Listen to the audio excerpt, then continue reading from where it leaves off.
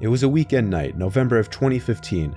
My 7-year-old son Sean was having a sleepover with 4 of his friends. At the time, my wife wasn't home for whatever reason, so I had to keep a somewhat close watch on them without making it too obvious. They were all in Sean's room making a lot of noise, and when things would get either too quiet or too loud, I would sneak over to the bedroom door and just listen to what was going on. You may think that's weird, but this was my wife's instructions, and any married man knows you never want to go against what your wife tells you to do. When it was getting a little loud, I went over to the door and heard that they were all just simply playing with Legos and other toys very loudly. So I went back to the living room to watch TV. Eventually, I heard weird thumping type noises coming from my son's room. I muted the TV and could distinguish them to be taps on one of the windows. I figured, let them have their fun so long as they're not breaking anything. I unmuted the TV. However, I quickly realized things went completely silent from down the hall in my son's room. Now I was nervous that they might have broken something, because it was very uncommon for them to all be completely silent for so long. So I once again crept over to Sean's bedroom door and listened. I could hear quiet giggling and whispering in the room. I finally opened the door out of curiosity and saw the 4 boys sitting on the rug with a mess of toys scattered all over the place. I noticed that the window was completely open. I told Sean to keep it shut, and to also keep the noise down a little bit before shutting the door. I made a stop into the bathroom before planning to go back to the living room. However, when I was in the bathroom, I noticed through the corner of my eye a black shadow passing the window outside. I ran back to my son's room and told the 4 boys not to go outside. Then, that's when it hit me. There were only 4 boys in the room as opposed to 5. Sean's friend Tom was missing. In a panic, I yelled at Sean to tell me where he was, and they all pointed to the open window. Sean said that he left with the pirate to go find the treasure. In that moment, I felt a mixture of feelings in my stomach, but mostly like it was about to explode.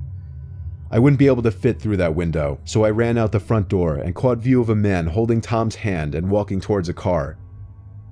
I yelled at him to stop. They both turned around, and then the man let go of Tom, hopped into the tan-colored Toyota Corolla, and floored it down the streets. I ran to grab Tom and brought him back inside. I was no longer comfortable with this sleepover and called all of the parents, told them what happened, and suggested they all come and pick up their kids, which is exactly what they did. I received a bit of criticism from Tom's parents at first, but they ultimately thanked me, and their son is still good friends with my son. The boys all said that a random man came to Sean's window, knocked on it, lifted it open himself, and talked in a pirate voice, asking one of the kids to come with him to find the treasure.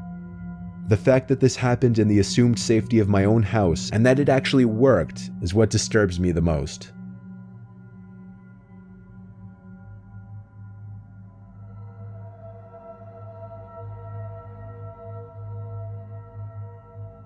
Me, my friend Sarah, and my best friend Canada needed to find something to do and somewhere to smoke.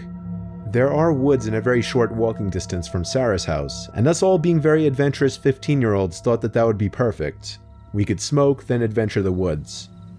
Thinking back, I wish we would have smoked behind Sarah's house and just watched scary stories or some shit, but we didn't.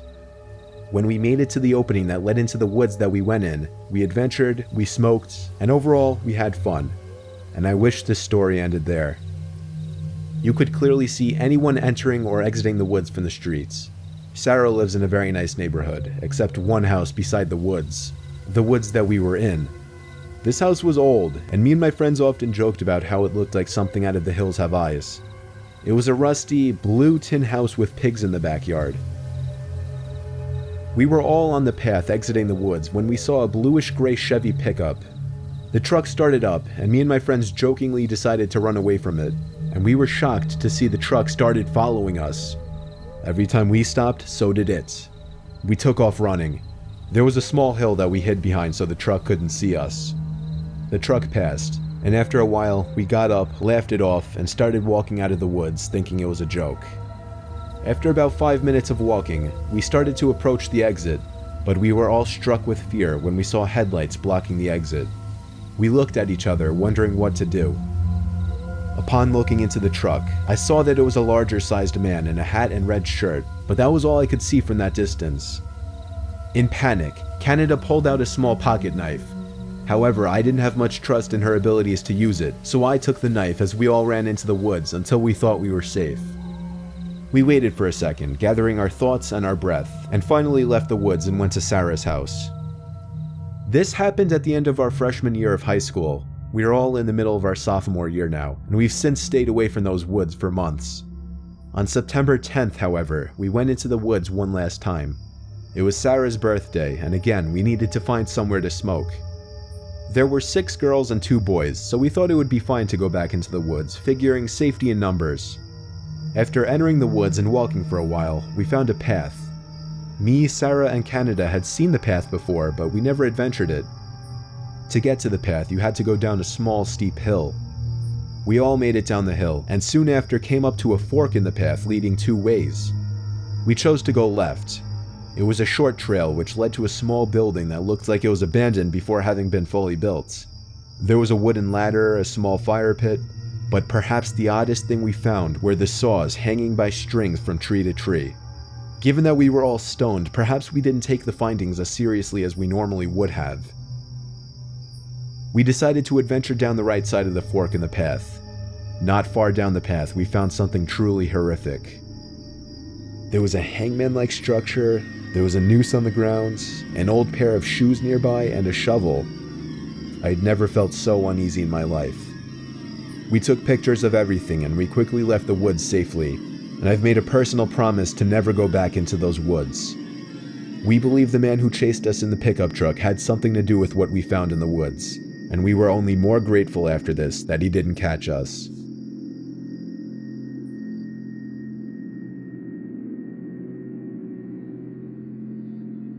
I'm 27 years old. I live alone in a rural town in Virginia, about 2 blocks away from my parents. My parents are both in their 60s, and my mom has become a very worrisome woman in her old age. Sometimes she walks over uninvited and lets herself in, since I had regrettably given her a key, which can get a bit annoying. Like if I would be out really late on weekends at a bar or with women, I would sometimes come home to my mom sitting in the living room waiting, worried sick. I know you may just think, oh my god, that's crazy, why not just put your foot down and tell her to stop? Well, because you don't know my mom. It's very hard to describe her, but she's the kind of worrisome, innocent little lady that you just can't bring yourself to go against. And I hate to mention, she also has mild dementia. Anyway, this was Saturday night. I think it was around 2 in the morning. I was at a nearby club with a group of college friends, really the only place to hang out in this boring town, and I was getting ready to head home. I said goodbye to all my friends and walked the 3 blocks it took to get back to my house. I walked up my front stoop in my drunken haze and dug my hand in my pocket for my keys. When I grabbed the doorknob, I realized it was unlocked. My mom was here again. I quietly opened and shut the front door, locking it behind me. I put my keys on the kitchen counter and found a note written in my mom's handwriting saying, "You forgot this at our house, next to the box of half-eaten cake my parents didn't want." I didn't see my mom anywhere, so I assumed she must have gone upstairs to sleep in the guest bed until I got back, which is something she would commonly do as well.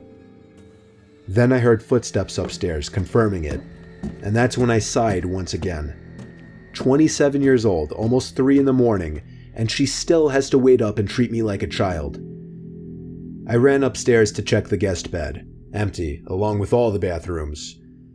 I was afraid Mom was having one of her episodes due to her condition, so I ran to the phone to call my dad. After 4 rings, my dad picked up in a groggy voice, asking what the hell is the matter.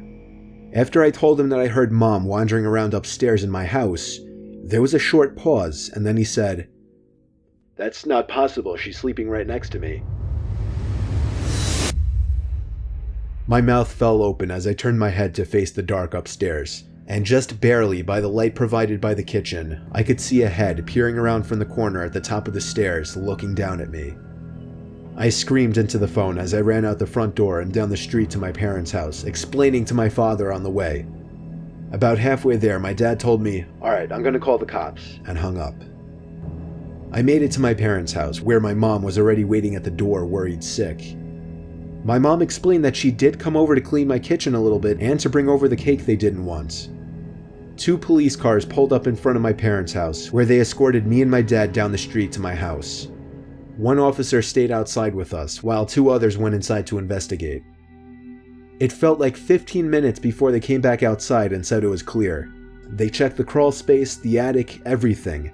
There was really nothing for me to report other than the door was left unlocked and I saw the outline of a head upstairs before I ran for it. Still, I didn't feel safe sleeping in there that night, so I went back to my parents' house. Me and my dad are certain that my mom simply forgot to lock the door when she left, as her memory has been getting worse over the past few months. My dad has been stopping her from coming over alone from now on, which makes me both sad but also relieved. Some nights, I still get paranoid that whoever was in my house that night never left, and is still hiding in here somewhere.